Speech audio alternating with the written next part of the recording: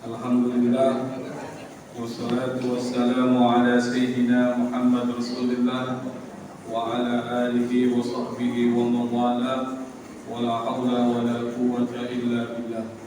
Allahumma la sahla illa ma ja'altahu sahla wa anta taj'al sa'ba awil hazna idha syi'ta sahla bi rahmatika ya arhamar rahimin. Amma ba'd. Bapak-bapak, ibu-ibu yang dimuliakan oleh Allah Subhanahu wa Ta'ala, alhamdulillah kita masih diberikan kesempatan oleh Allah Subhanahu wa Ta'ala hadir di majelis ilmu sebagai bagian dari investasi akhirat kita ketika nanti kita pulang menghadap Allah Subhanahu wa Ta'ala. Hidup di dunia ini adalah hidup di mana kita mencari dan memperbanyak investasi. Oleh karena itu maka alangkah ruginya orang yang berlalu 1 menit, 1 jam, 1 hari dan seterusnya tetapi tidak bertambah kebaikan. Dan alhamdulillah kita masih diberikan anugerah oleh Allah sehingga bisa hadir di satu majelis yang ini adalah majelis yang sangat dicintai oleh Allah dan juga dicintai oleh Rasulullah SAW. Pada kesempatan pertemuan yang lalu kita sudah membahas tentang perjalanan ruh setelah berpisah dari jasad. Dan kita juga sudah menjelaskan sebagian tentang alam di mana ruh itu berada setelah keluar dari jasadnya, yang disebut dengan alam barzakh. Jadi kalau kita lihat di dalam Islam itu ada dikenal dengan 4 alam. Yang pertama alam ruh, alam arwah, yaitu alam di mana kita belum ada di dunia ini. Jadi sebelum kita ada di dunia ini, semua ruh itu berada di alam arwah. Arwah itu jamak dari ruh. Setelah kemudian terjadi pembuahan di dalam rahim seorang perempuan, lalu kemudian menjadi janin, dan pada saat usia 4 bulan lalu ditiupkan ruh, maka pada saat itu pula terjadilah yang disebut dengan manusia. Karena itu maka dalam Islam menggugurkan kandungan setelah 4 bulan hukumnya haram. Kenapa? Karena di situ sudah ada ruh, sudah ada manusia, maka dianggap pembunuh manusia. Setelah 9 bulan normal ya. Kalau 12 bulan itu Samson Betawi itu. 12 bulan lahirnya Samson Betawi. Makanya pas lahir sudah ada ketiaknya tuh, bulu ketek. Nah, normalnya orang lahir itu usia berapa bulan tuh? 9 bulan kandungan. Setelah itu baru lahir, maka masuk ke alam dunia. Berarti alam kedua. Alam dunia itu diingatkan oleh Allah. Sementara dunia itu diibaratkan tempat la'ibun walahun, permainan, tempat senda gurau. Makanya yang namanya permainan pasti akan berakhir.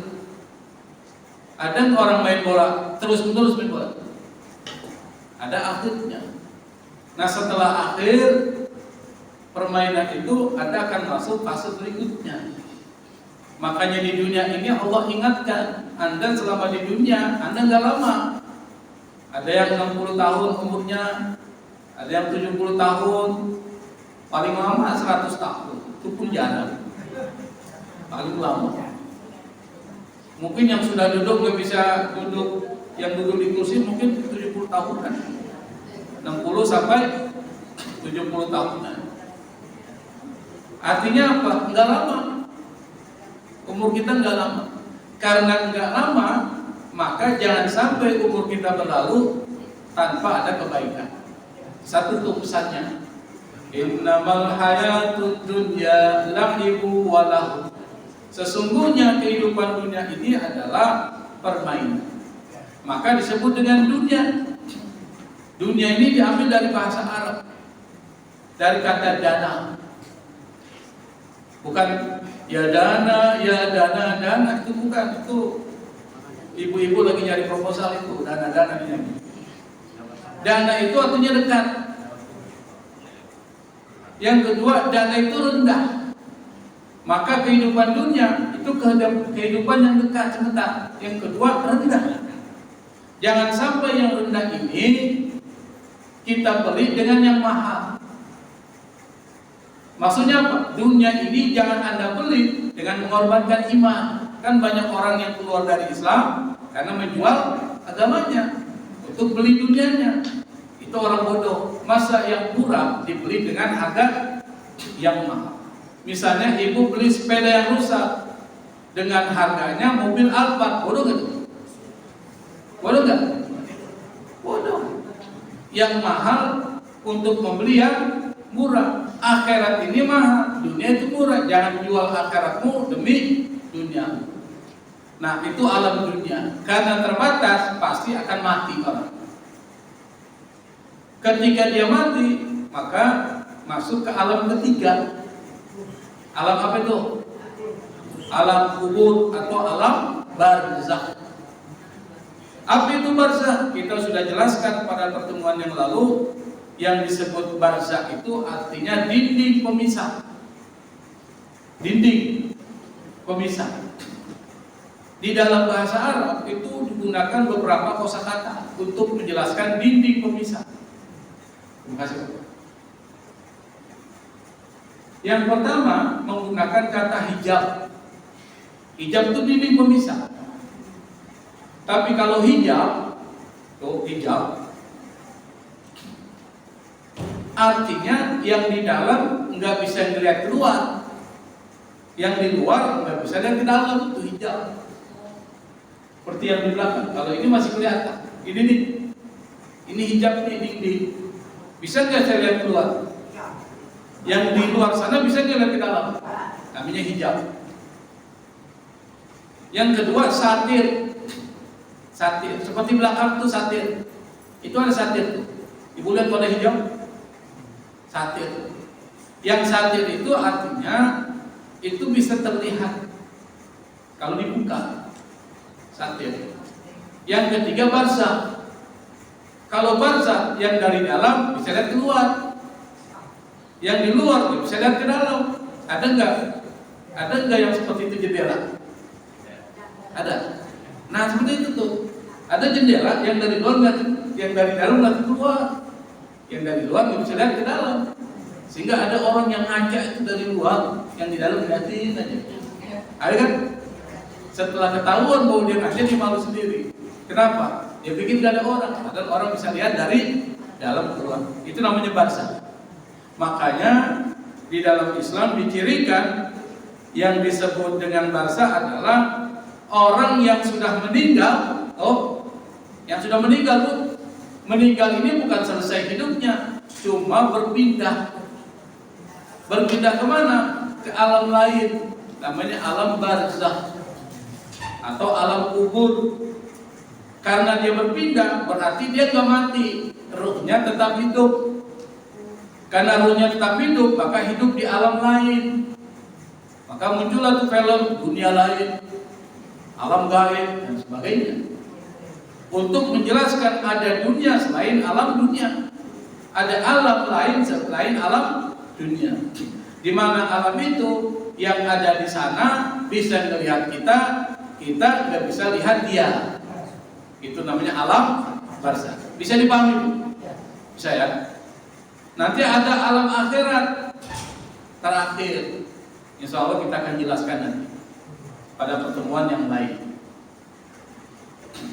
Kata ulama mazhab Syafi'i, jadi mazhab itu di dalam Ahlus Sunnah wal Jamaah itu ada 4. Misalnya mazhab yang pertama Hanafi, yang kedua mazhab Maliki, ketiga mazhab Syafi'i, yang keempat mazhab Hambali.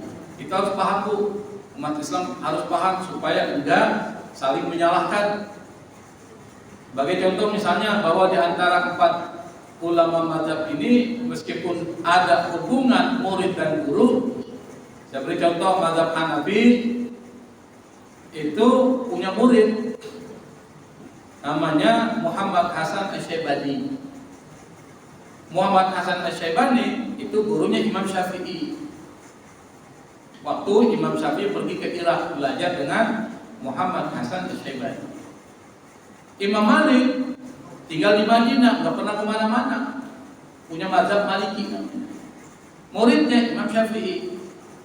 Imam Syafi'i belajar kepada Imam Malik bin Anas usia 15 tahun dari Mekah pergi ke Madinah. Dia hafal kitab tuh yang ditulis Imam Malik namanya Al-Muwatta yang isinya sampai 2000 hadis dan sahabat, perkataan sahabat. Sebelum belajar sudah dihafal. Kemudian Imam Ahmad bin Hanbal pendiri mazhab Hambali, muridnya Imam Syafi'i.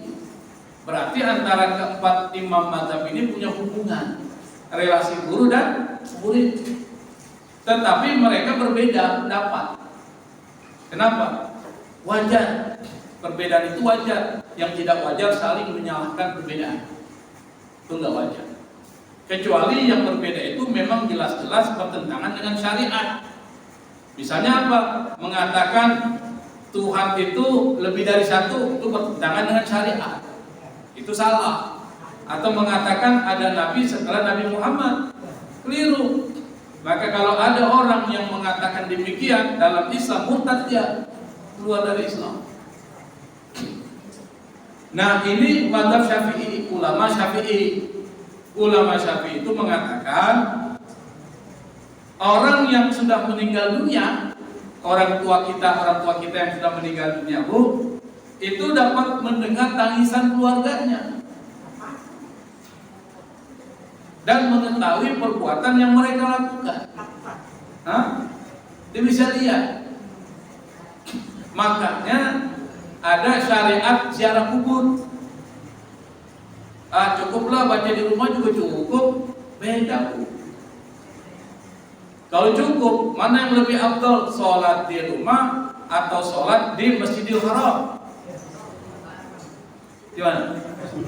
Tidak haram. Kan sama-sama sholat, beda tempat.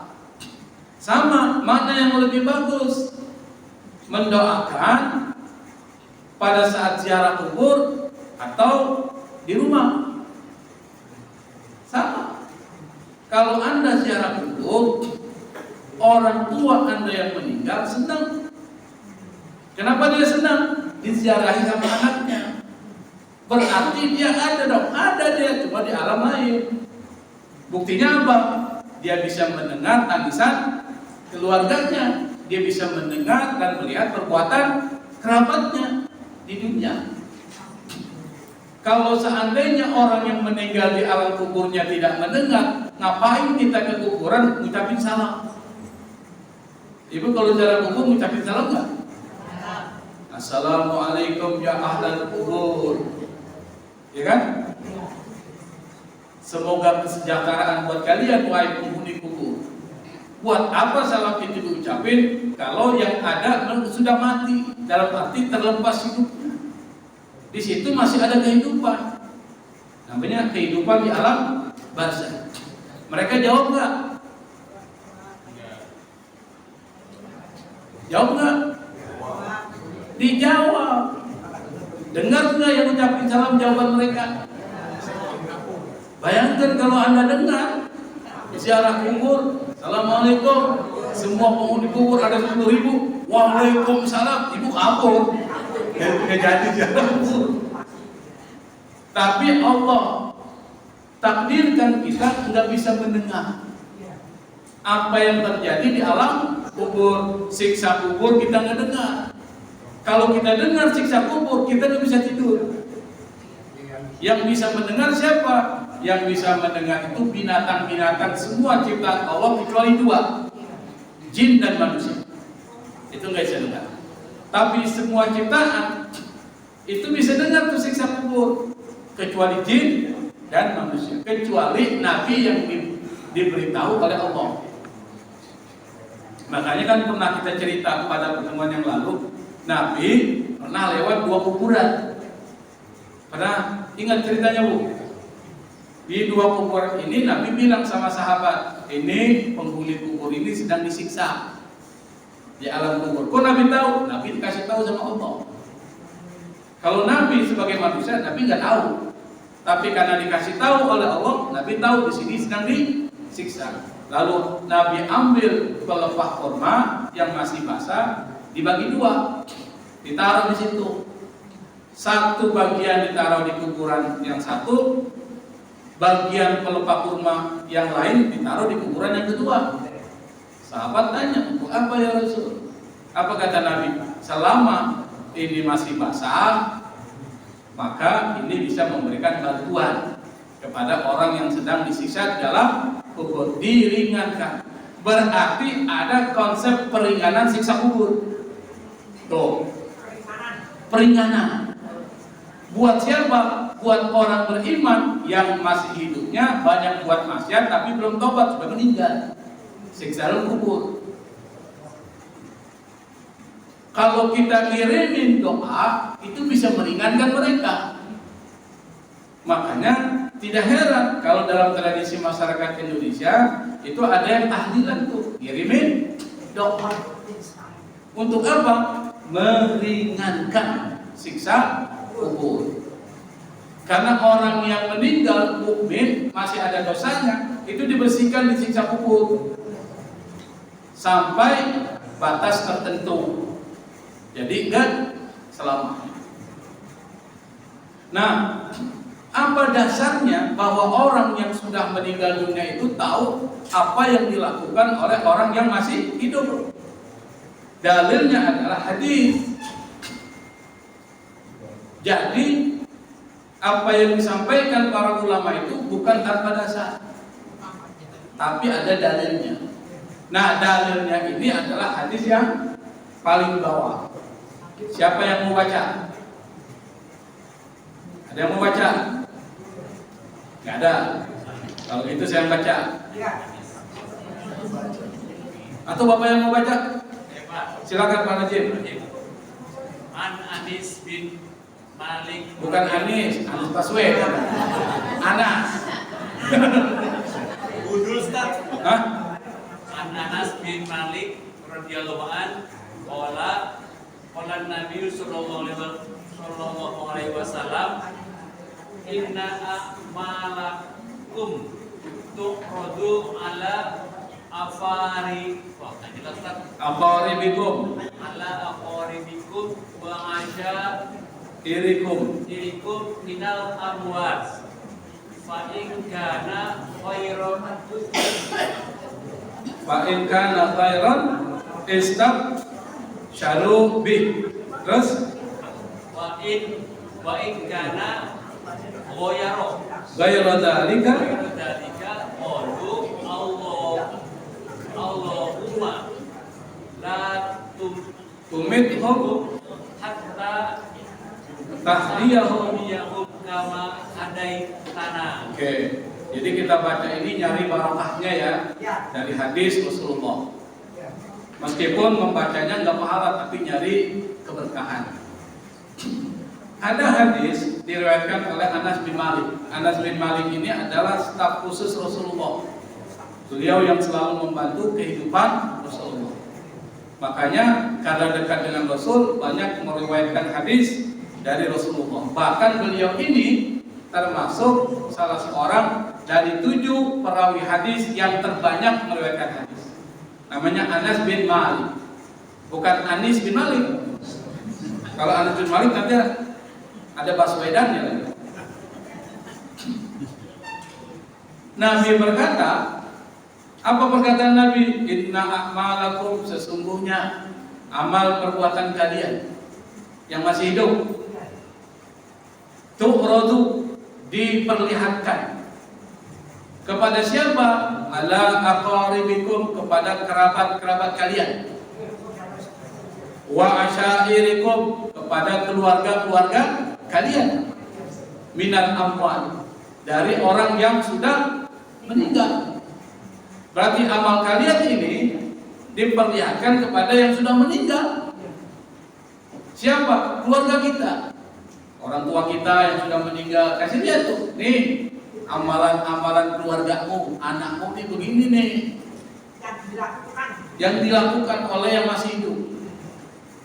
Fa in kana khairan, kalau amalan-amalan itu baik, dikasih lihat baik tuh, istabsyaru bi, mereka yang sudah meninggal merasa senang, gembira, bahagia. Kenapa? Ternyata anak saya melanjutkan kebaikan-kebaikan saya. Hebat.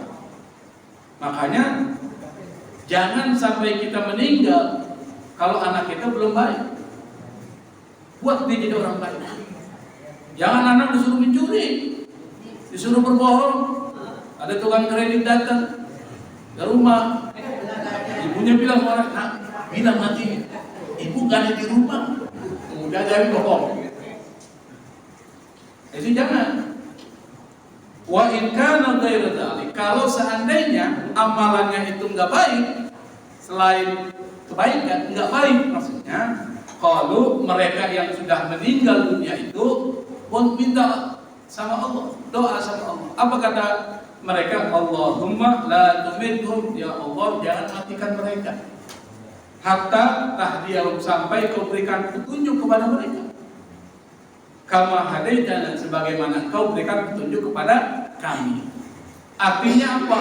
Ruh orang-orang yang sudah meninggal yang baik-baik itu mereka saling bertemu, saling bercengkrama, saling kongko-kongko. Tapi yang disiksa di dalam kubur itu nggak bisa sama sekali, karena sibuk disiksa oleh Allah Subhanahu wa Ta'ala. Berarti dari hadis ini kita bisa simpulkan alam barzah itu yang meninggal tahu perbuatan yang masih hidup. Kenapa? Dikasih tahu. Tu'radu, diperlihatkan. Itu ciri yang berikutnya. Kemarin kita ceritakan ciri sebelumnya. Yang kedua, yang berada di alam barzah itu bukan berarti santai-santai, tidak. Mereka punya hukum tersendiri dalam kehidupannya, namanya alam barzah. Kata para ulama, alam barzah itu yang dominan ruhnya. Badan sudah hancur lebur dimakan oleh cacing tanah. Nanti yang disiksa ruhnya atau badannya. Nah, itu istilah para ulama. Para ulama berbeda pendapat. Kalau kita merujuk pandangan Ibnu Taimiyah dan muridnya Ibnu Qayyim al-Jauziyah, yang disiksa ruh dan badannya. Tapi pertanyaannya, badan yang mana? Kan badan itu sudah melebur jadi tanah. Tapi kata ulama lain yang disiksa itu ruhnya. Kenapa? Yang bisa merasakan nikmat dan pedihnya itu ruh. Karena ruh gak mati. Jadi ada yang Allah ciptakan tidak mati, tidak hancur. Apa? Surga, neraka, arash, al-qalam, itu gak hancur. Lauhul mahfuz gak hancur. Termasuk ruh gak hancur. Makanya ruh itu pindah tuh. Ini ruh nih ada di dalam diri kita, dia gerakin. Yang dominan itu badan. Makanya suka yang enak-enak. Ibu dikasih sate kambing, nih, sama dikasih tocong, oncom, atau oncom. Mana yang ibu pilih? Sate kambing atau oncom? Sate kambing. Kenapa kok sate kambing? Enak, karena badan cenderung yang enak-enak. Nanti pada saat di alam ruh, badan tidak lagi dominan. Yang dominan itu adalah ruh. Maka yang disiksa menurut para ulama adalah ruhnya. Nah sekarang kita lihat nih, berarti di alam barzah, di alam kubur mereka mendapatkan dua model, dua macam, kenikmatan kubur atau siksa kubur. Mau pilih yang mana? Kenikmatan. Nah kalau kenikmatan ikut SOP-nya, standar operasional prosedurnya, ikut petunjuk Allah dan petunjuk Rasulullah. Nah sekarang kita lihat Siapa orang yang mendapatkan kenikmatan kubur? Orang mukmin yang soleh. Yang pertama mukmin, dia harus beriman. Berarti non muslim dapat nggak kenikmatan kubur? Enggak. Untuk tes masuknya aja dia udah gagal. Tes masuk. Jadi pada saat ketika meninggal ibu, roh keluar dari jasad, maka jasad dimasukkan ke dalam kubur, ruhnya dikembalikan dulu. Setelah itu ditanya oleh malaikat siapa? Munkar, Nakir. Pertanyaannya standar, kita udah dibocorin tuh soalnya sekarang. Yang bocorin Rasulullah, bocor soalnya. Apa pertanyaannya? Siapa Tuhanmu? Siapa nabimu? Agamamu apa? Gampang ya soalnya, gampang nggak? Gampang nggak? Gampang. Mudah. Otomatis ini bisa jawab semua ini. Kalau saya tanya sekarang ini, try outnya. Siapa Tuhanmu? Siapa nabimu? Siapa apa agamamu? Udah bisa jawab kan? Nanti pas dikubur bisa jawab. Kalau mukminnya tapi orang non muslim nggak bisa jawab. Makanya karena nggak bisa jawab, dia langsung mendapat siksa kubur. Orang mukmin yang soleh itu dapat kenikmatan kubur. Apa kenikmatannya? Kita lihat. Informasinya ini berdasarkan dari hadis Rasulullah. Nggak mungkin pakai akal manusia, karena ini sesuatu yang berada di luar nalar manusia, namanya metafisik. Nggak mungkin kita mendapatkan informasi dari cerita orang, tapi informasi ini harus dasarnya dari wahyu, yaitu Al-Quran dan hadis Rasulullah. Yang pertama, orang yang mendapatkan kenikmatan di alam kubur itu setelah lulus dia ditanya oleh malaikat Munkar dan Nakir, maka pada saat yang sama Allah berikan kenikmatan. Apa kenikmatannya? Di dalam kuburnya itu ada pintunya itu dibukakan di dekat kakinya. Kita kalau meninggal kan begini Bu ya, terbujur kaku seperti bangkai. Di dekat kaki kita itu terbuka pintu. Yang pintu itu menuju surga. Anda lihat surga di situ. Diperlihatkan surga. Ibarat orang lagi tidur, lagi rebahan, nonton film. Filmnya apa? Surga. Kasih lihat. Enak nggak? Lihatkan filmnya bidadari, lagi kesana kemari, ada taman, ada air mengalir. Enak kelihatannya. Enak nggak? Enak. Biasanya orang kalau nonton film enak, kira-kira terasa nggak? Terasa nggak? Tapi kalau filmnya nggak enak, lama banget sih. Kapan selesai film? Tapi kalau filmnya enak, kayak film Cina berantem mulu, tiba-tiba selesai. Selesai.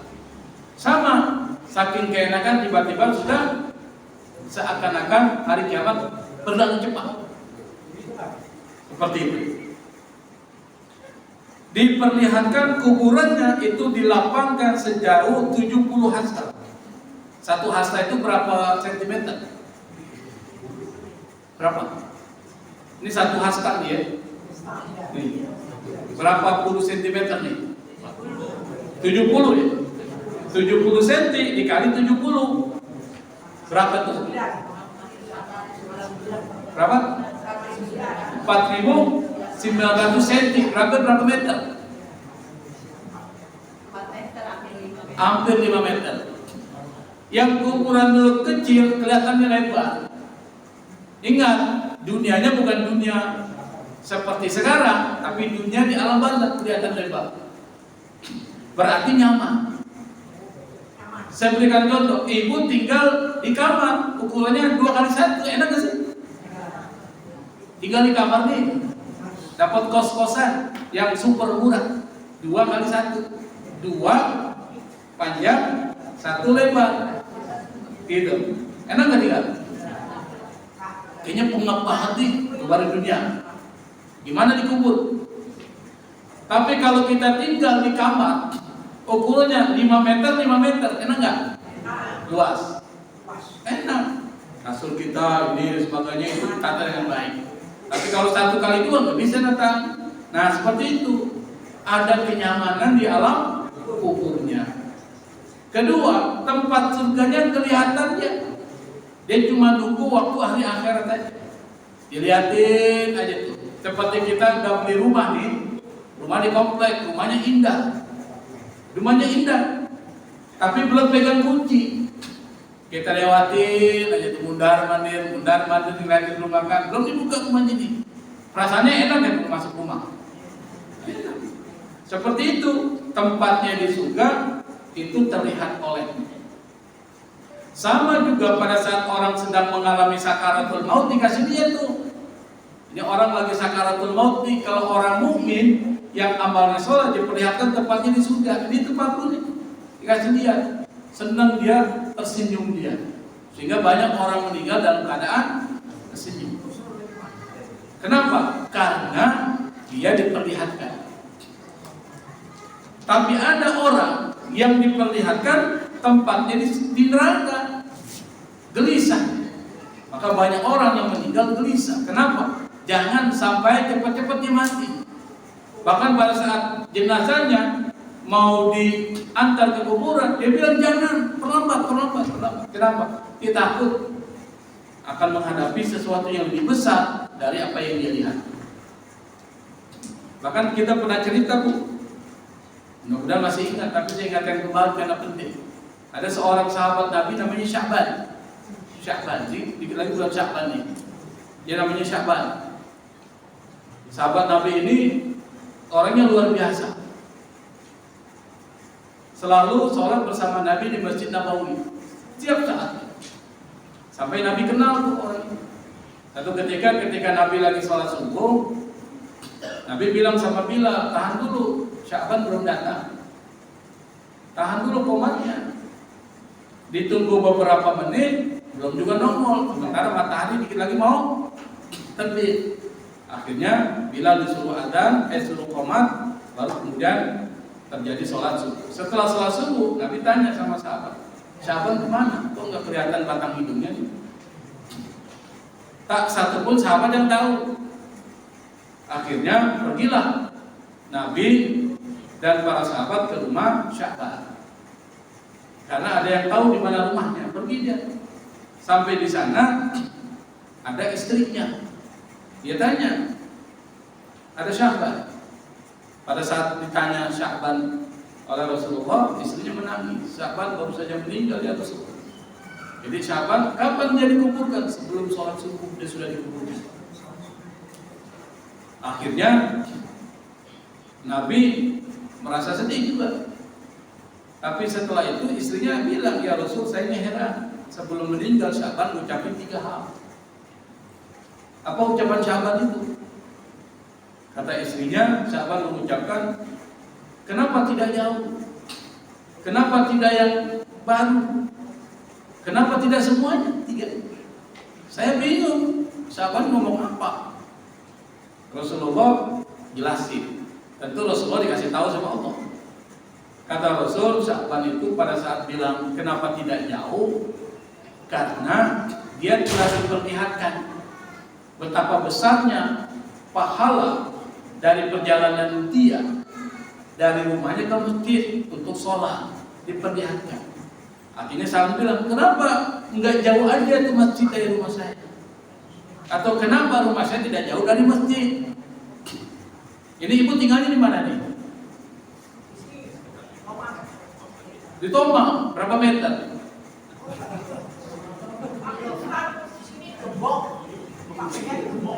Di Gembok. Berarti berapa meter kalau kesini jalan? 100 meter. Ibu dapat pahala tuh 100 meter. Jalannya aja dapat pahala. Seperti sahabat, kenapa enggak jauh aja? Makanya beruntunglah orang yang jauh dari masjid. Karena dia bisa jalan lebih jauh. beruntung tuh. Lalu yang kedua, ya Rasul, kata istrinya, kenapa enggak semuanya? Rasul cerita, sahabat pernah satu ketika sedang makan roti dan segelas susu, itu ada orang miskin belum makan, minta-minta sama dia. Sahabat belah itu rotinya dibagi dua, lalu susunya pun dibagi dua gelas, jadi dikasih satu gelas ke dia. Ternyata diperlihatkan pahalanya besar banget, itu pahala ngasih makan orang, memberikan kemudahan buat orang. Apa kata sahabat? Kenapa saya tidak kasih semuanya aja tadi? Menyesal ya? Kenapa enggak semuanya? Karena penyesalan di akhir. Lalu diperlihatkan lagi, ditanya sama istrinya. Kalau pertanyaan kenapa bukan yang baru saja, Nabi cerita, sahabat itu waktu dalam perjalanan dari rumahnya untuk ke masjid, itu cuacanya dingin banget.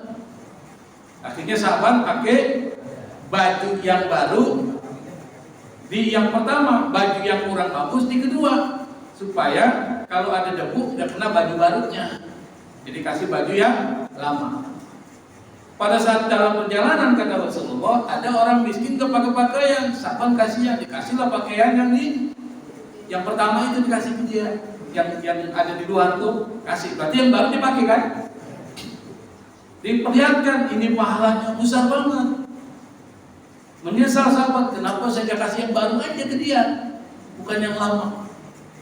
Kalau udah meninggal nggak ada lagi yang terjadi penyesalan. Tetapi penyesalan sahabat bagus, kenapa? Karena dia sudah melakukan kebaikan, cuma dia masih merasa kurang.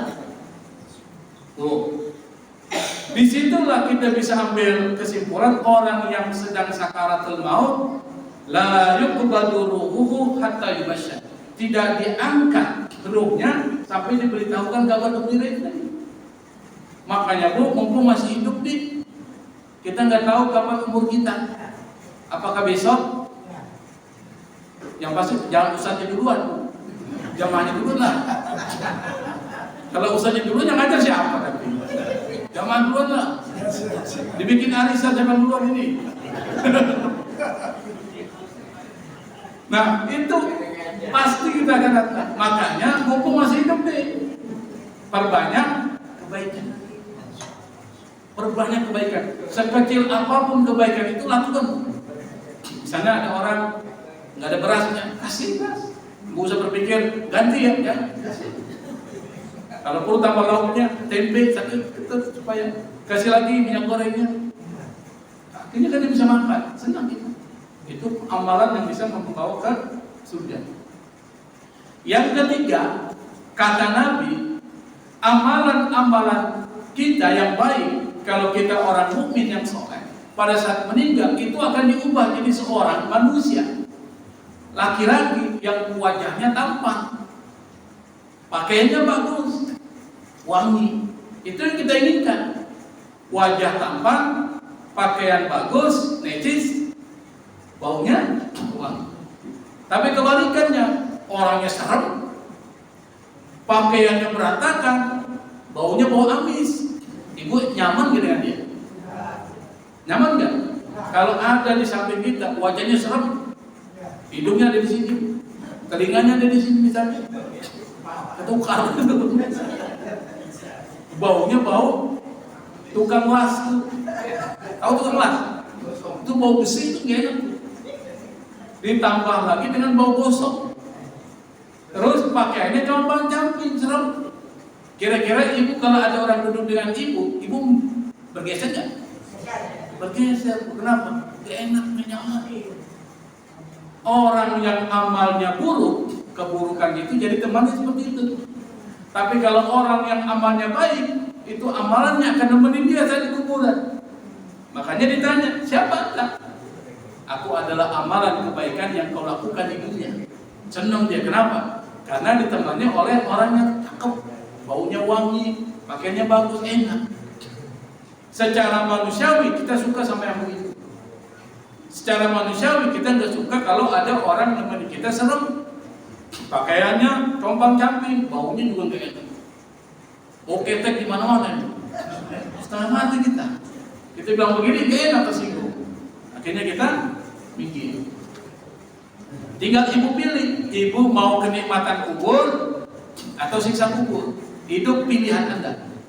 Kalau ingin kenikmatan kubur, maka perbanyak kebaikan kita dan bersihkan hati kita dari sifat-sifat atau penyakit-penyakit hati. Apa? Iri hati dengki hilangin, sombong hilangin, rakus terhadap dunia hilangin. Karena sekarang yang sedang viral ini rakus. Yang lagi viral ini adalah kerakusan. Kenapa rakus lagi viral? Laut dari sertifikat. Kata Zainuddin MZ, cuma iblis yang mensertifikat laut. Berarti orang yang membuat sertifikat laut, iblis itu. Itu orang rakus tuh. Nah ini kalau penyakit ada dalam kita, hidup kita nggak akan tenang. Oke, sekarang azab kubur. Azab kubur agak serem. Makanya ada film siksa kubur. Ada siksa api neraka film. Saking seremnya film itu, ada bencong nonton bencong. Tobat bencong. Kenapa dia tobat? Takut tuh kalau dia itu bencongnya bisa disiksa di dalam neraka itu. Akhirnya tobat. Nah, siapa selain orang non-muslim yang mendapatkan siksa kubur selama-lamanya di dalam kubur? Juga orang mukmin yang maksiat tapi belum tobat, tapi siksanya itu bisa diringankan. Bisa diringankan. Kata Nabi, Ibnu Abbas berkata, seperti yang saya ceritakan kemarin, dan tadi bisa ceritakan, bahwa siksa kubur ini nyata, ini ada, dan ini terjadi. Siapa yang bisa mendapatkan siksa kubur? Salah satunya orang yang kalau kencing tidak bersih. Yang kedua, orang yang suka ngadu domba itu, yang sibin namimah, dia suka ngadu domba. Seperti siapa? Kalau sekarang namanya buzzer. Nah, buzzer itu namam.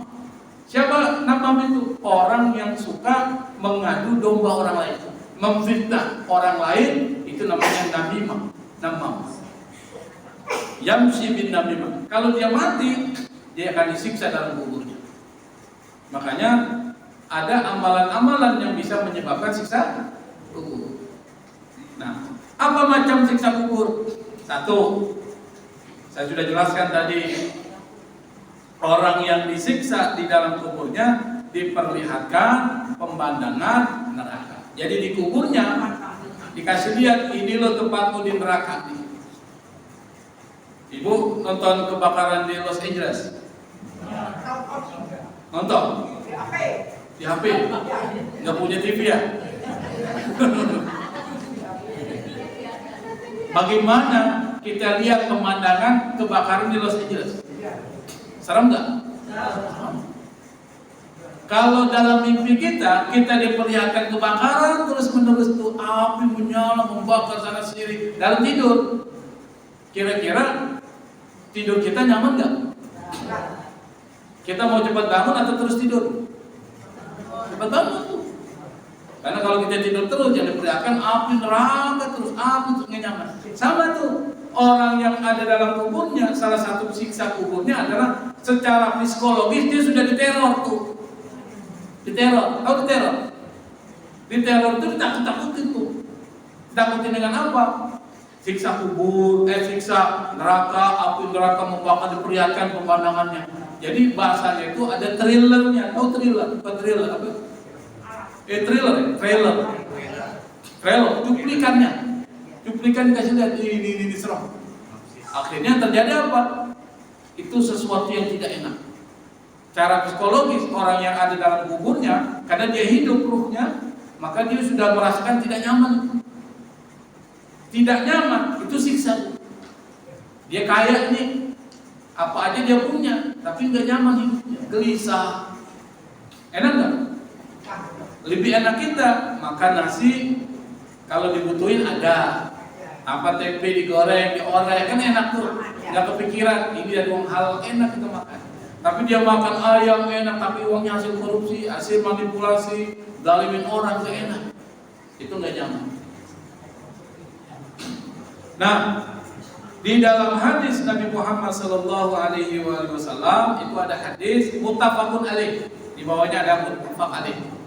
Muttafaq alaih itu maksudnya adalah hadis ini disepakati kesahihannya oleh Imam Bukhari dan Imam Muslim.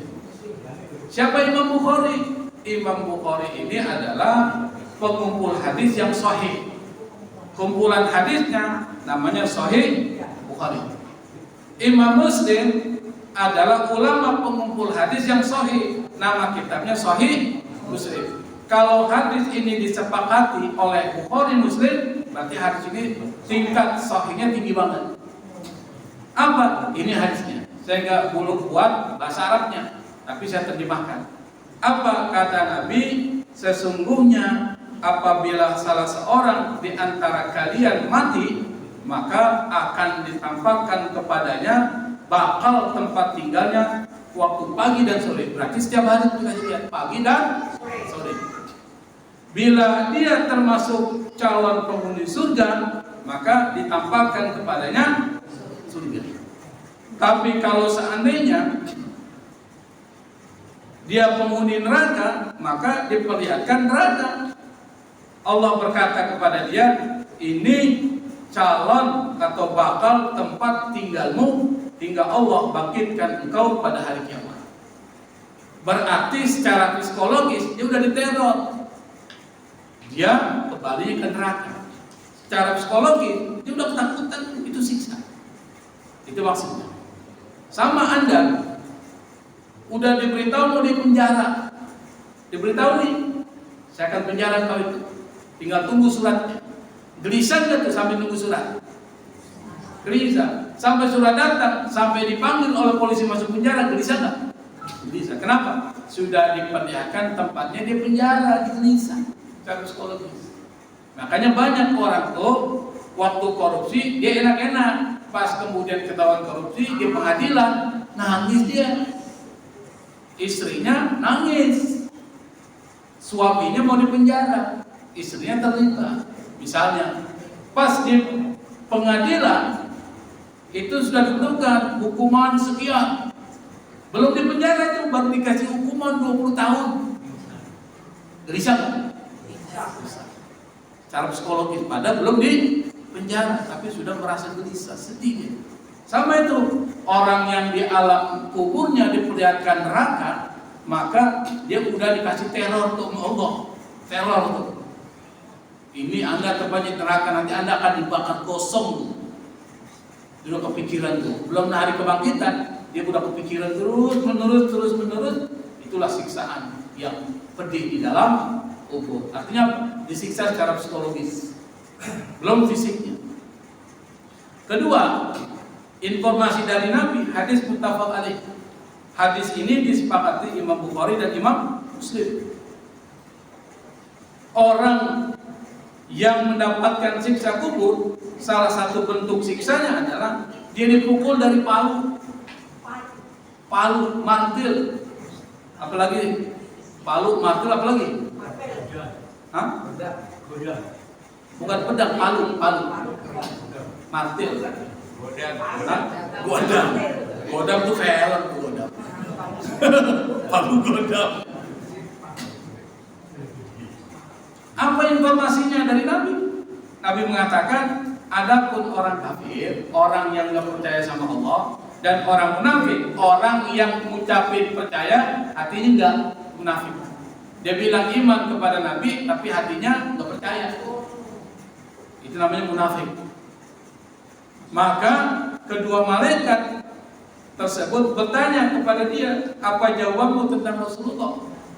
Dia mengatakan, aku tidak tahu. Mana tahu orang kafir karena dia nggak beriman kepada Nabi. Aku mengatakan apa yang dikatakan orang-orang.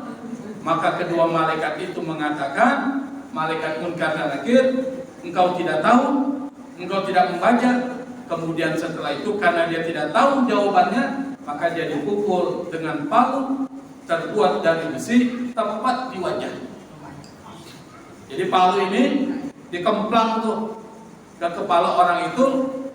Kalau kita dikemplang palu, apalagi yang kemplang malaikat, ini bukan orang nih, malaikat yang kemplang nih. Gimana itu? menjerit ya. Ketika dia menjerit, dikemplang oleh palu, dipukul oleh palu oleh malaikat, dengan palu oleh malaikat, dia teriak kencang tuh, semua makhluk dengar teriakan orang itu, kecuali dua. Siapa? Jin dan manusia.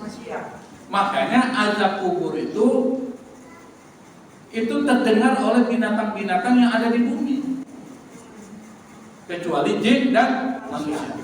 Anda bayangkan kalau seandainya manusia juga bisa mendengar.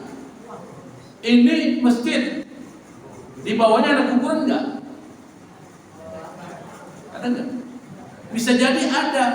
Kita nggak tahu. Zaman dulu sebelum Masehi, pasti ada yang mati kan sini? Ada, cuma kita nggak tahu. Rumah-rumah kita yang kita tinggali belum tentu steril dan kuburan tuh. Sekarang kuburan aja diuruk jadi rumahan. Indonesia masyarakat kita rakusnya seperti itu. Kuburan. Anda bisa bayangkan kalau seandainya kita bisa mendengar jeritan dari orang-orang yang bisa dalam kubur, setiap malam kita nggak bisa tidur karena dengar terus tuh. Itu bahaya. Itu yang kedua. Yang ketiga, kuburan yang 2 kali 1 meter tuh, itu dipersempit oleh Allah sehingga tulang belulang ini diremuk. Dan informasi ini disampaikan oleh Rasulullah SAW yang diriwayatkan oleh Imam Ahmad, pendiri mazhab Hambali, namanya Ahmad bin Hanbal, Imam An-Nasai, kolektor hadis, Ibnu Majah, dan juga Al-Hakim yang merupakan kolektor hadis.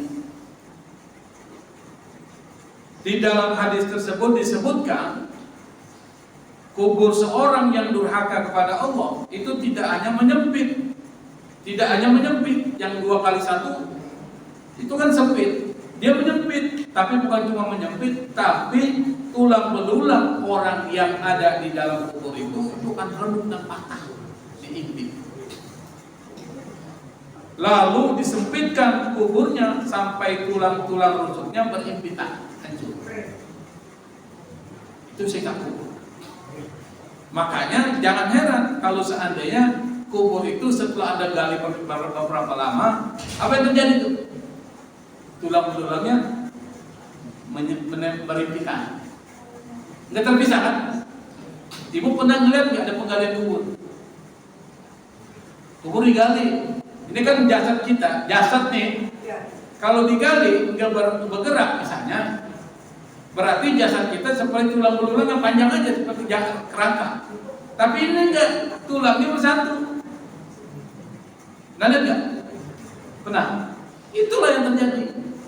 Berimpitan tulang belulangnya. Kenapa? Disempitkan kuburnya.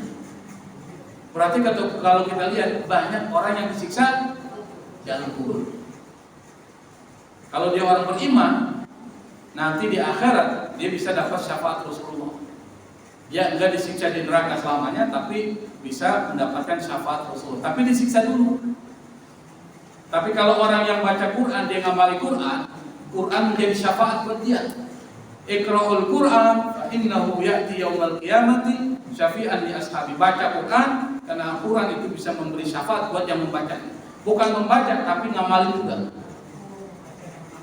Sebelum dimasukkan ke dalam neraka, Quran sudah protes. Ya Allah, saya nggak rela kalau seandainya orang ini dimasukkan ke dalam neraka. Kenapa? Dalam diri dia ada saya.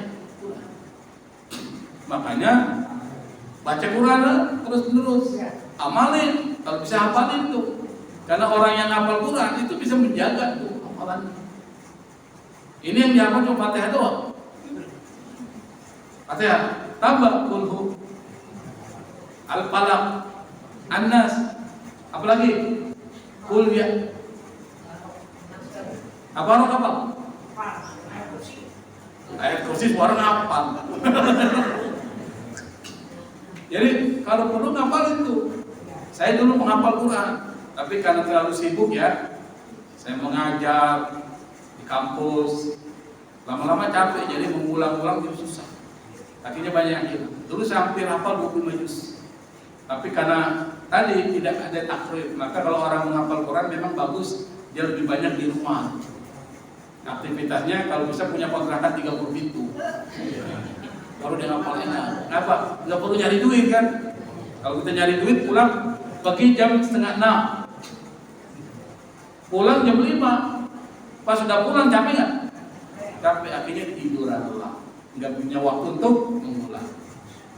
Tapi alhamdulillah dalam Islam orang yang cari uang tujuannya menghidupi keluarganya, maka semuanya itu dihitung ibadah.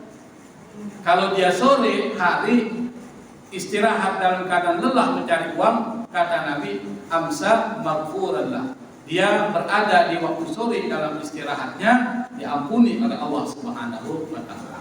Maka kalau kita kerja niatkan cari kerja atau bekerja karena Allah Subhanahu wa taala, itu semua dihitung pahala.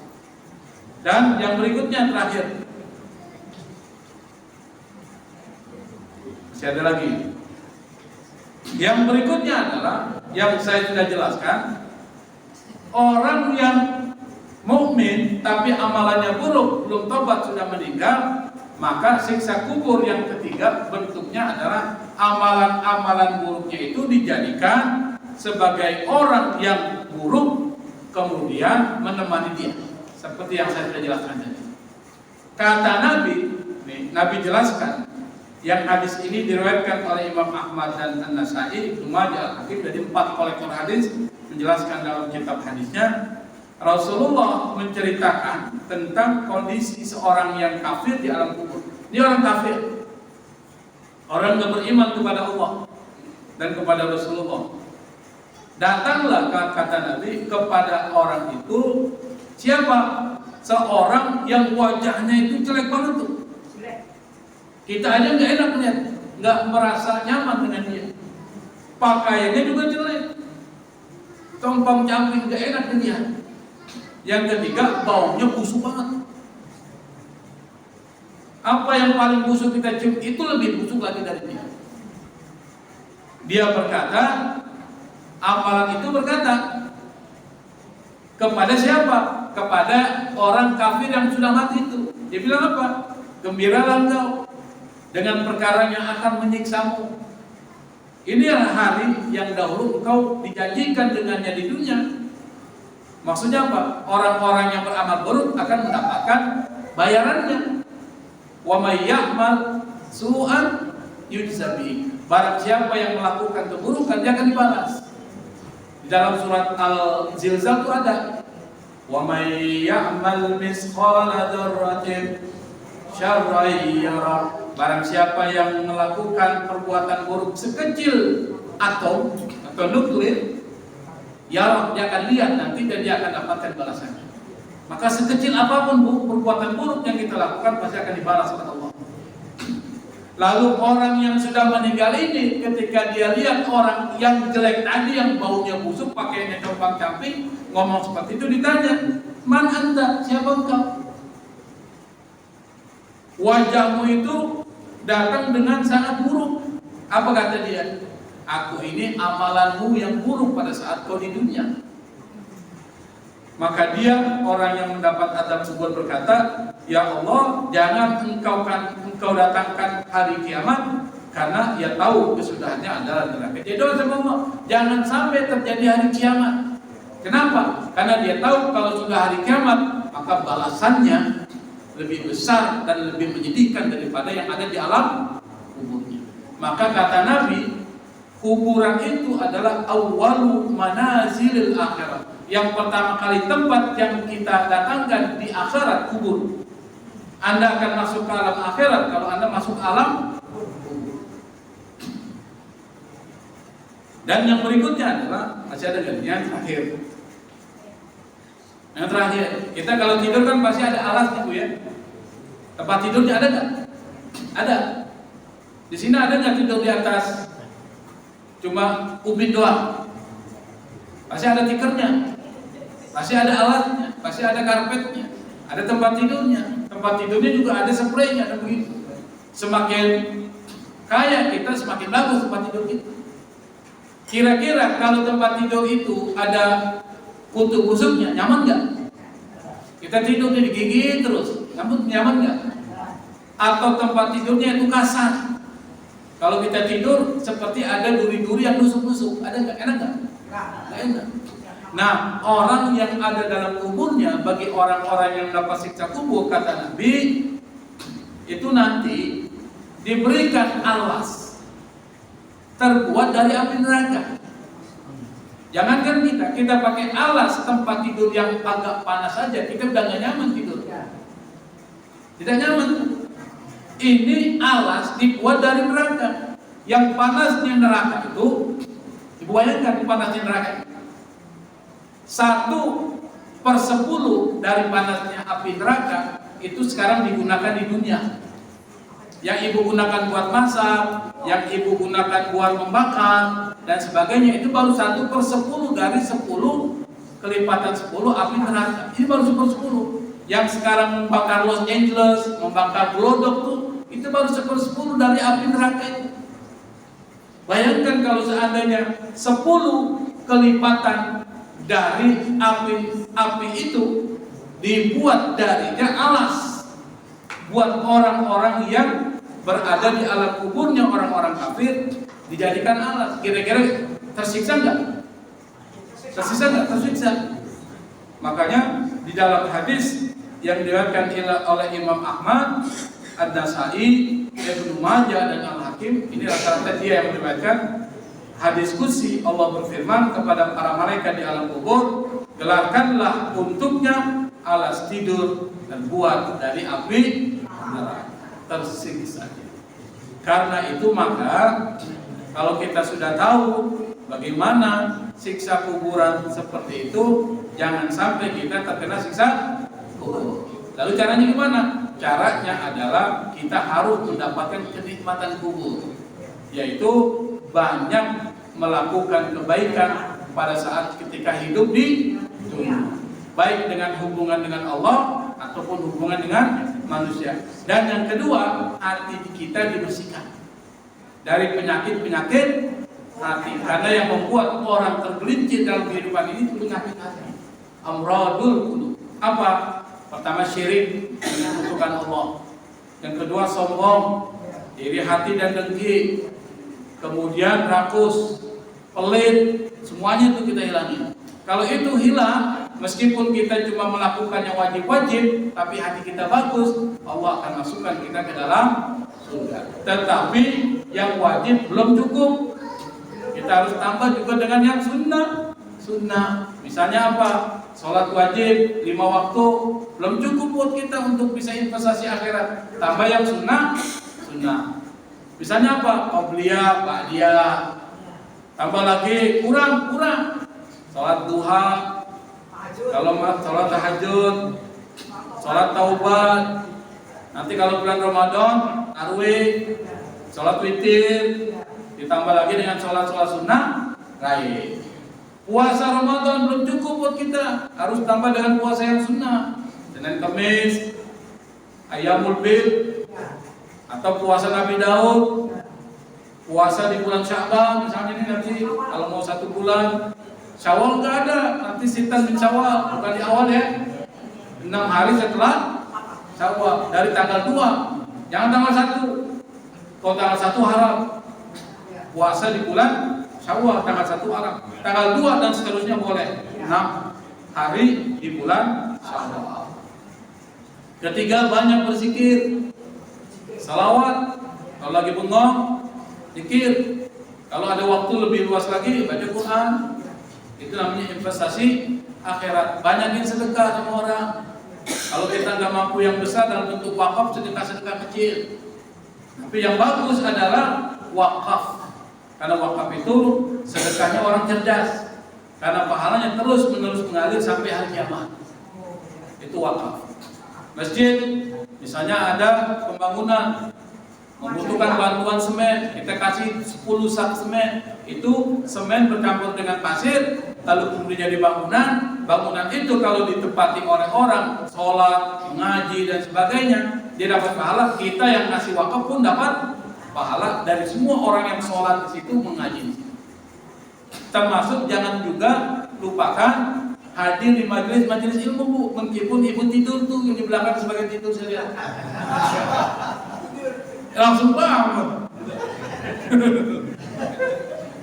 Itu dapat pahala juga meskipun satu yang tidur, tapi yang mendengarkan pahalanya double. Kalau dicatat dapat lagi double. Setelah ibu dengarin ini, ibu pulang ke rumah, kumpulin keluarganya, beri informasi. Tadi saya ngaji sama Ustadz nih, begini, ente 1, 2, 3, ibu sudah ngamalin tuh, mengamalkan ilmu. Yang lain jadi tahu, saya dapat ilmu, dapat pahala juga terus menerus, saling bantu membantu dalam kebaikan. Begitu. Jangan ilmu disimpan sendiri, pulang kasih tahu orang, sebarin. Sudah bilang nih, kalau banyak curi dapat siksa kubur. Bilang itu Bu. Nanti jelasan, siksa kubur itu apa? 1, 2, 3, ibu ilmunya nggak hilang, pahala terus menerus. Nah, saya pikir sampai di sini. Kalau ada yang dipertanyakan saya persilakan. Sudah jam 10. Allahumma musta'an. Assalamualaikum warahmatullahi wabarakatuh. Ustaz, terima kasih untuk materi ini. Silakan dibuka ruang tanya jawab dari muslimah dulu. Monggo silakan, Bu Guru.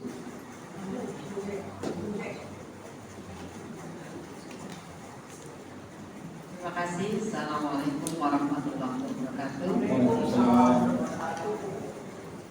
Kajiannya sangat menarik ya.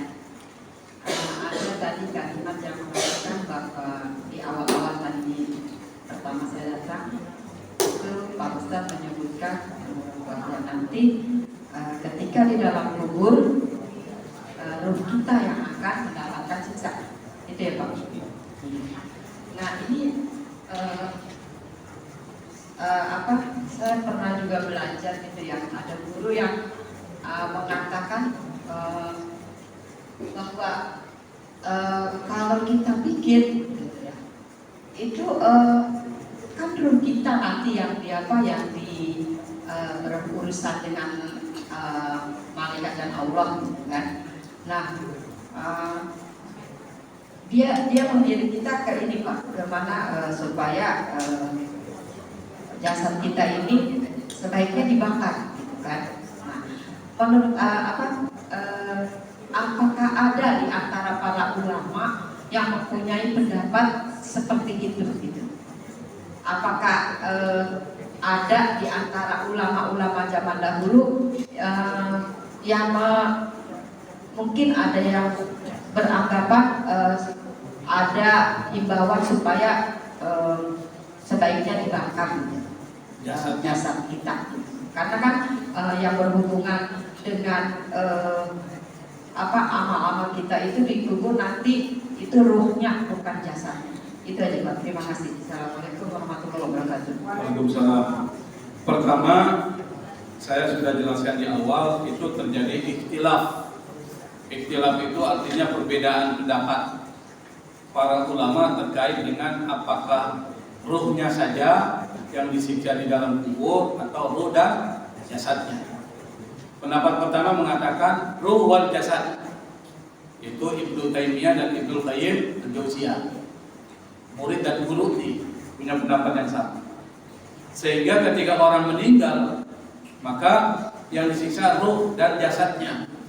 Satu. Karena itu maka ada bahasa dihimpit badannya, jasadnya, sehingga tulang berulangnya berimpitan. Kan gitu.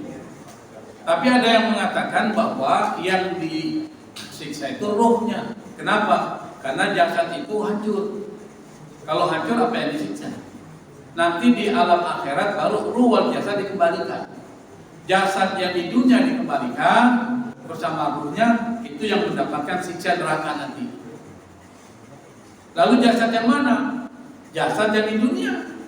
Bagi Allah mudah untuk mengembalikan.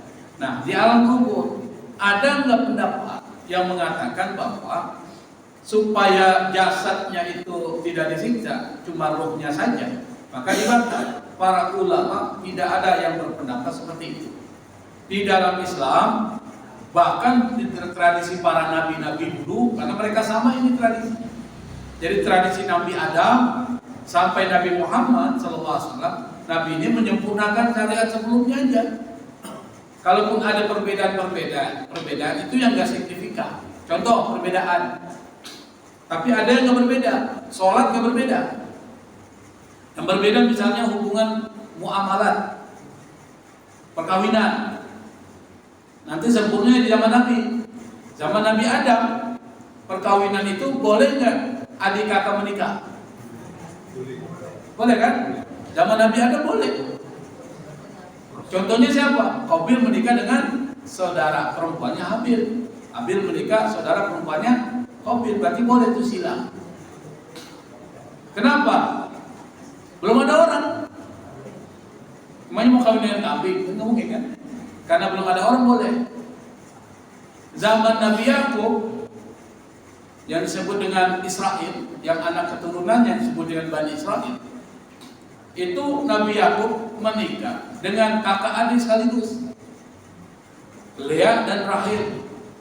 Kakak adik itu sampai melahirkan anak nanti yang sekarang jadi Bani Israel, keturunan itu.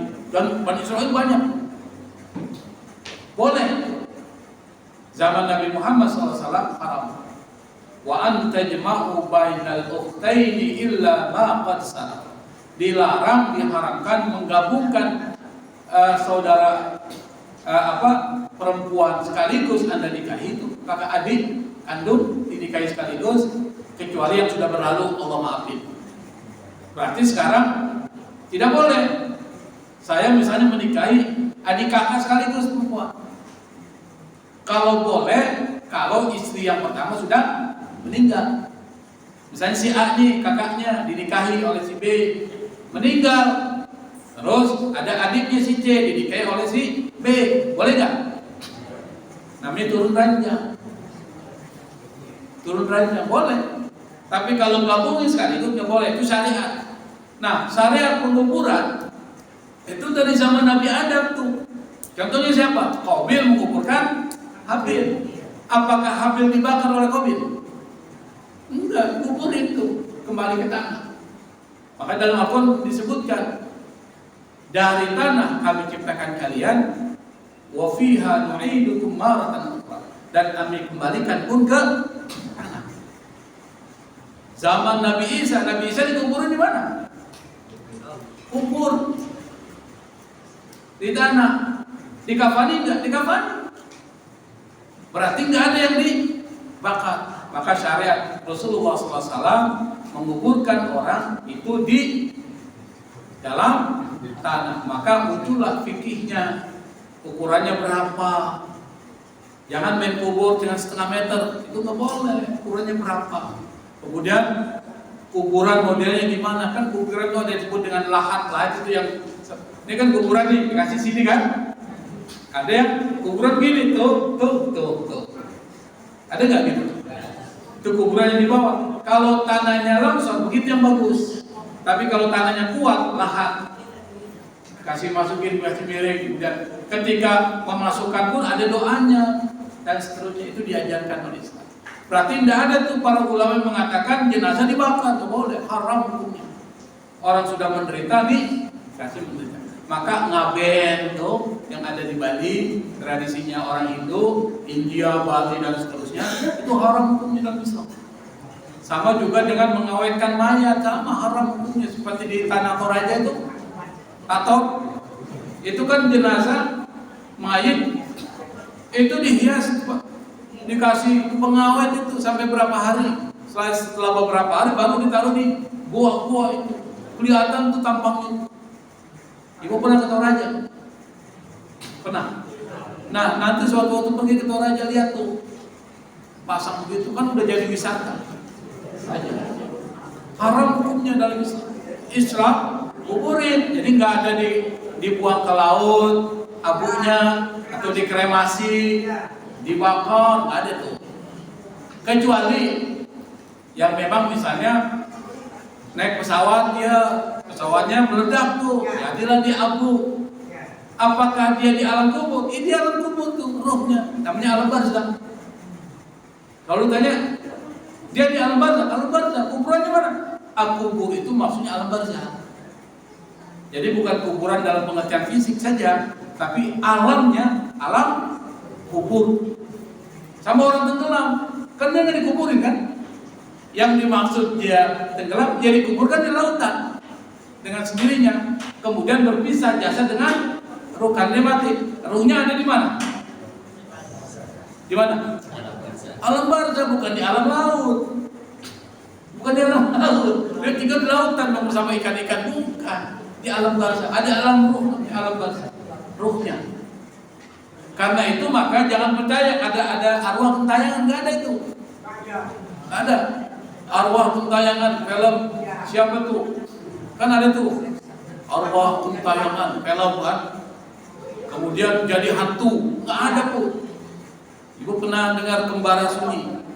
Ada channel tuh cerita tentang hal-hal yang bersifat mistis.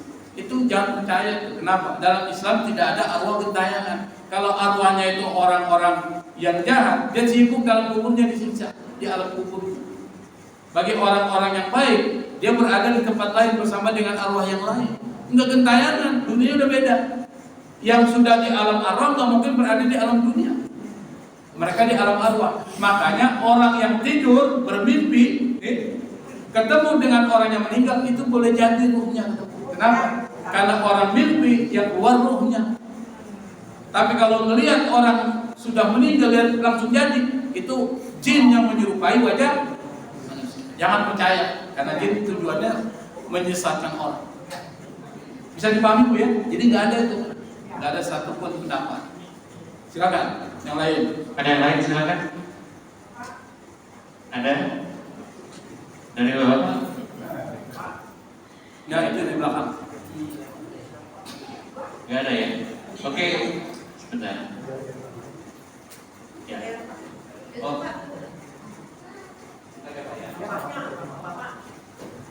Kalau Bapak belakangan yang bikin kopi kan ibu-ibu. Assalamualaikum warahmatullahi wabarakatuh. Waalaikumsalam. Terima kasih untuk kesempatan yang diberikan. Pak, saya ingin bertanya mengenai hal yang lain yang tadi Bapak utarakan tentang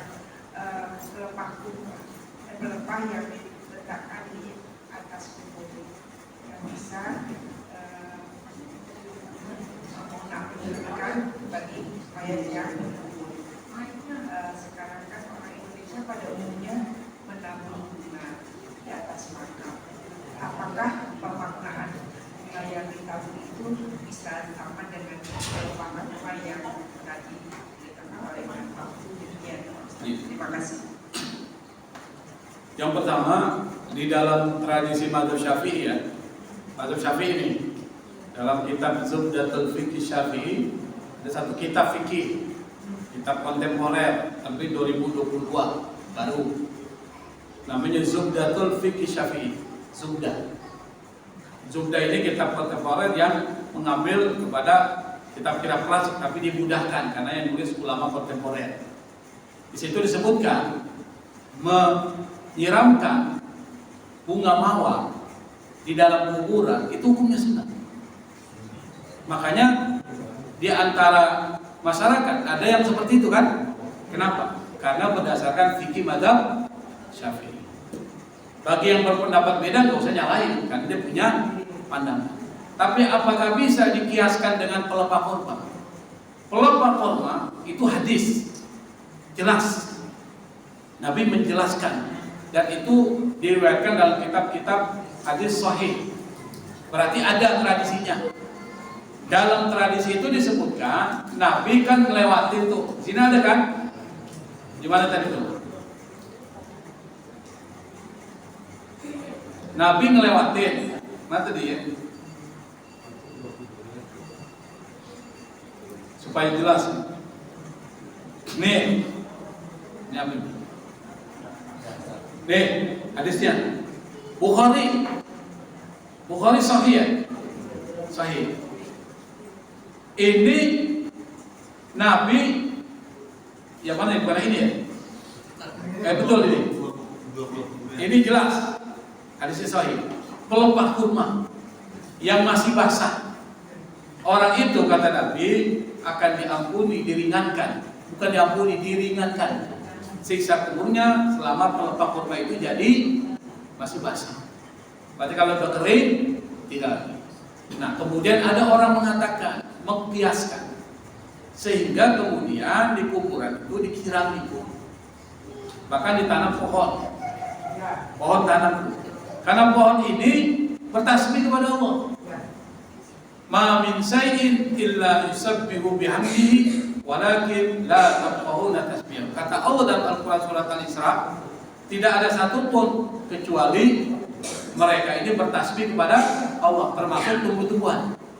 Tetapi kalian, kata Allah, la tafqahuna tasbihah, tidak paham, tidak tahu bagaimana tasbihnya mereka. Makanya pernah diteliti, ternyata benar tumbuh-tumbuhan itu mengeluarkan suara. Pas suara itu dimasukkan ke dalam elektromagnetik itu ternyata membentuk seperti matriks begini. Ibu pernah lihat ya kalau orang lagi dirawat tuh seperti kayak ada radio magnetik tuh, gini-gini. Kalau dia lurus, mati sudah orang itu. Nah, ternyata itu peneliti mengatakan dari suara pohon-pohon itu membentuk garis-garis itu dan membentuk kalimat Allah. Berarti bertasbih. Kalau dia bertasbih, maka dia bisa meringankan. Kata Nabi, selama dia kering, maka dia bisa memberikan bantuan. Maka dikiaskanlah dengan bunga itu yang kemudian disirami air. Ibu lihat kan, disirami air kan? Itu tujuannya adalah untuk bisa meringankan. Makanya Anda sering ziarah kubur tuh, supaya bisa membantu meringankan orang yang sudah meninggal. Itu memberikan manfaat. Jadi dianalogikan. Maka kalau ada orang yang seperti itu jangan disalahin. Dia punya dasarnya. Apa? Mazhab Syafi'i. Nanti sewaktu-waktu Bu, saya akan kasih lihat pendapatnya. Cuma saya nggak bawa kitabnya, tapi saya kasih lihat nanti rincian kitabnya dalam bahasa Arab. Silakan. Satu lagi ya. Assalamualaikum warahmatullahi wabarakatuh. Pak Ustaz, saya mau bertanya, apabila dalam bulan Ramadan apakah benar ruh itu diistirahatkan dan siksa kuburnya? Itu aja Pak Ustaz. Terima kasih. Assalamualaikum warahmatullahi wabarakatuh. Roh itu tidak lagi beramal kalau sudah di alam kubur. Jadi alam barzah itu tidak ada amal lagi itu, Pak. Apalagi diistirahatkan, tidak ada amal. Kalau dia disiksa terus. Disiksa terus. Orang kafir itu disiksa terus di dalam kuburnya. Orang mukmin yang melakukan maksiat disiksa bisa ditunda, bisa diringankan. Yang meringankan apa? Doa-doa kita. Kemudian apa? Sedekah-sedekah orang yang masih hidup niatkan buat yang sudah meninggal. Kemudian misalnya orang kan tahlilan nih, kata ahli warisnya begini, ini saya kasih makan buat semuanya ini, kasih makan kan? Maka kemudian bau besek tuh, bau besek, bahkan itu niatnya orang rumah itu bilang niatnya adalah sedekah buat yang sudah meninggal. Jadi tujuannya itu bukan memberatkan si A. Kenapa? Kalau orang melakukan tahlilan dan terusnya pasti itu sudah mampu. Dan biasanya ada yang bantu tuh pakai. Kalau orang meninggal kan ada takziah tuh kita kasih duit tuh, itu membantu. Ya biasanya ada juga pada saat ketika tahlil kan ada tetangga kasih kue, kasih ini, kasih jeruk dan sebagainya. Kan ada tuh. Itu sama, itu membantu. Tapi tujuannya adalah sedekah itu tujuannya berat yang sudah meninggal.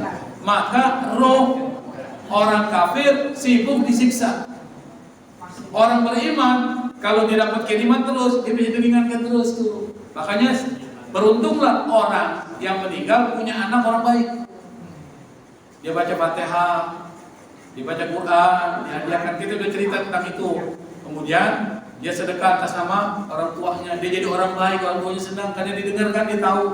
Dia ikutin tradisi orang tua yang baik, dia ikutin pahala terus. Kenapa? Karena amalan yang dibuat orang tuanya lalu dia teruskan, maka orang tuanya dapat pahala terus. Itu maksudnya. Makanya Anda sebelum meninggal harus punya investasi. Apa? Wakaf atau punya sesuatu yang bisa diteruskan. Namanya tradisi yang baik. Man sanna sunnatan hasanatan falahu ajruhu wa ajru man amila biha ila yaumil qiyamah. Kata Nabi, barang siapa yang membuka tradisi yang baik lalu diikutin orang, maka dia dapat pahala dia buat tradisi dan pahala orang yang ngamalin. Misalnya ada orang yang bikin buku Iqra tuh, nemuin Iqra, kan diajarin tuh. Yang buat metode Iqra itu pahalanya terus-menerus didapat. Kenapa? Karena dia sudah membuka jalan yang baik.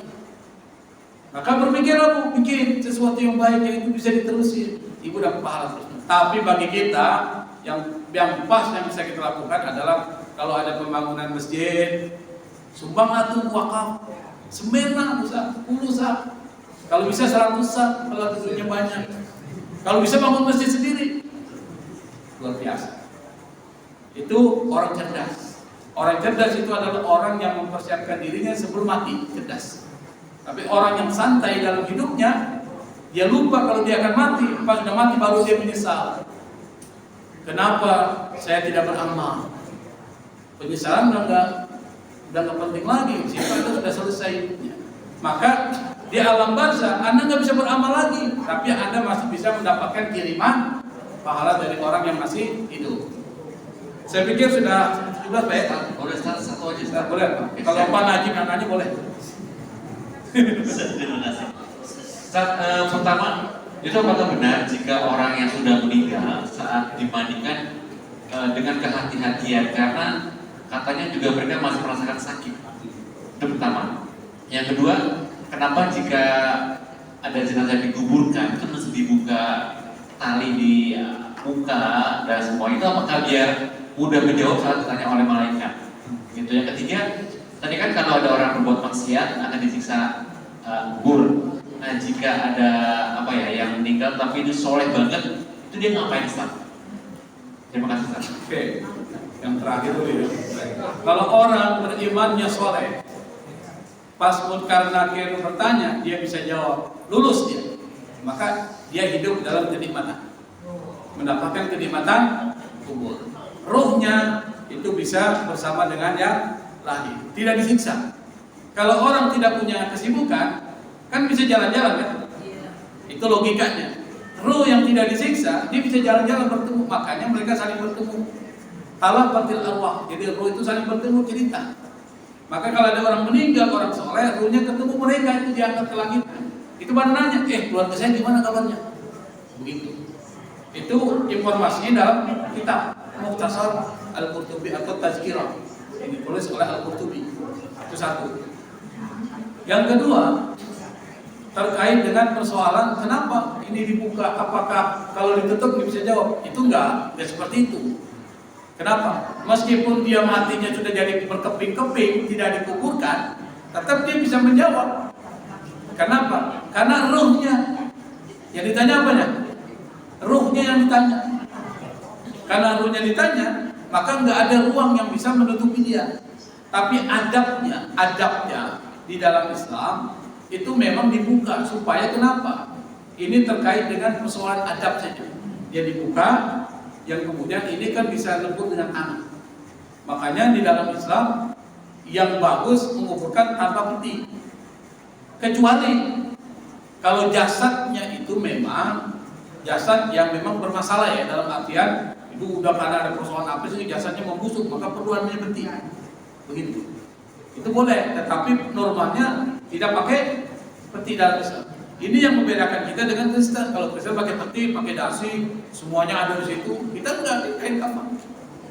Yang ketiga, terkait dengan persoalan apakah ketika orang meninggal dimandikan itu harus hati-hatikan terkait dengan dia merasakan sakit. Orang meninggal nggak merasakan sakit lagi, nggak merasakan sakit. Tapi pada saat ketika Anda melakukan pemandian, memang itu terkait dengan persoalan jasadnya itu ketika dimandikan itu ada prosesnya, ada caranya. Seperti contoh gini, ketika Anda meninggal, orang yang menangani orang meninggal, apa yang dilakukan? Pertama, tutup matanya. Matanya ditutup tuh. Baca Bismillah wa ala millati Rasulullah. Kan ada bahasanya. Kedua, diikat ini rahang. Karena orang meninggal, kenapa diikat? Ruhnya keluar dari mulutnya itu terbuka. Matanya melotot ke atas. Melihat ruhnya diangkat. makanya ditutup, kemudian diikat. Diikat dengan apa?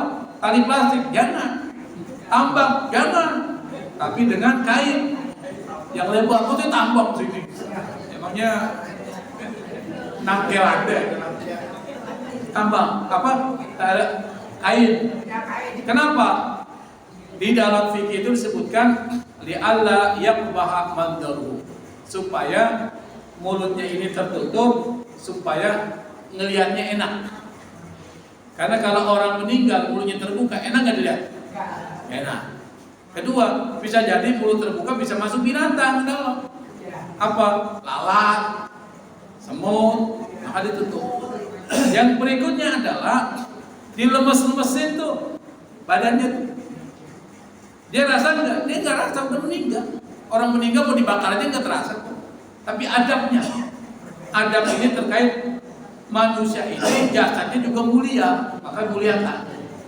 Ketika orang sudah meninggal sebelum dimandikan, itu dilemes-lemesin tuh. Dari mana? Dari sini nih sampai sini diurut-urut. Supaya apa? Supaya tidak kaku pada saat dimandikan. Ini urut-urut dulu nih. Waluyinat mafasiluhu, dilemes-lemesin sendi-sendinya. Siapa paham? Kemudian dari mana lagi? Dari betis sampai paha. Di betis tuh diurut-urut dilemes-lemesin sampai paha, kemudian dari paha sampai perut. Itu adabnya tuh diajarin oleh fikih. Nah, setelah itu baru dimandikan. Mandikan juga ditutup di tempat yang tertutup, jangan tempat terbuka. Siapa yang mandiin? Afdalnya adalah mahramnya keluarga. Yang dekat dengan dia, siapa? Anaknya. Kalau istri bisa suaminya, boleh. Atau keluarga dekatnya. Karena kita ini nggak tahu cara memandikan, karena nggak ada ilmunya, panggil orang jasa memandikan mayat. Keluarlah 2 juta, 3 juta kan? Bayar. Yang afdal itu adalah keluarganya. Tuh, jadi bisnis sekarang nih, bisnis mandiin mayat. Kenapa? Karena anaknya nggak belajar cara mandiin jenazah, harusnya anaknya atau keluarganya. Nah, jadi tujuannya bukan itu adabnya aja, supaya ini jasad meskipun kelihatan jadi bangkit, tetap harus dihormati. Itu. Ketiga, saat dikuburkan juga hati-hati, jangan lempar-lempar aja kan. Lah kan dia jenazah, udah nggak ngerasa. Adabnya. Ketiga, orang yang meninggal pun kita harus punya adab terhadap mereka. Jangan kan itu, duduk di atas kuburan aja nggak boleh, haram. Nginjak-nginjak kuburan haram. Kan cuma tanah. Ingat, di dalamnya ada jasad manusia, manusia dimuliakan Allah. Maka menginjak kuburan seakan-akan menginjak dia. Maksudnya. Maka dalam Islam dihargai itu. Jangan Anda menginjak-injak kuburan kecuali darurat. Apa darurat? Misalnya bawa kurungan batang mau nguburin, kalau nggak injak kuburan orang nggak bisa dilewat. Nah boleh itu. Tapi kalau sengaja nih, kita punya kuburan orang tua, di sini ada kuburan, supaya enak kita duduk di kuburan orang sambil baca doa. Kita duduk saja itu seperti kita duduk di bara api neraka. Artinya apa? Haram. Maka kuburan dalam Islam itu harus ada tata ruangnya. Jangan kubur-kuburan aja sehingga orang nggak bisa lewat. Kita tata ruang. Seperti di San Diego Hills. Apa pernah dengar tuh kuburan San Diego Hills? Pernah? Bagus gitu. Itu kuburan mahal tuh. San Diego siapa? Para artis-artis, orang kaya dan sebagainya dikubur di situ, orang-orang non muslim ya. Tapi rapi itu. Kita contoh rapinya. Kita enggak coba kuburan di sini, kuburan di mana, Pak? Maduri ada. Kepaduri. Itu berantakan kan? Rapi ya. Nah, kalau rapi bagus. Atau di Kober sana tuh. Tahu Kober? Di daerah dekat Palmera itu, kan ada Kober tuh. Itu kayaknya berantakan juga saya lihat tuh. Kalau mau kuburan tuh udah dipatok rapi supaya orang bisa lewat. Bisa ziarah. Oke, saya pikir udah jam 10:30 ya. Kajian kita, dan ini terakhir di bulan di tahun ini ya, karena masih ada 8 Februari. Oh, Februari masih ada. 8 Februari. Orang persen. Oke, insya Allah kita akan lanjutkan masih bahas tentang seri kematian pada tanggal 8 Februari ya. Karena saya di akhir nggak bisa. Jadi mungkin lebih cepat. Di Sabtu kedua kita akan lanjutkan bahasan kita. Assalamualaikum warahmatullahi wabarakatuh.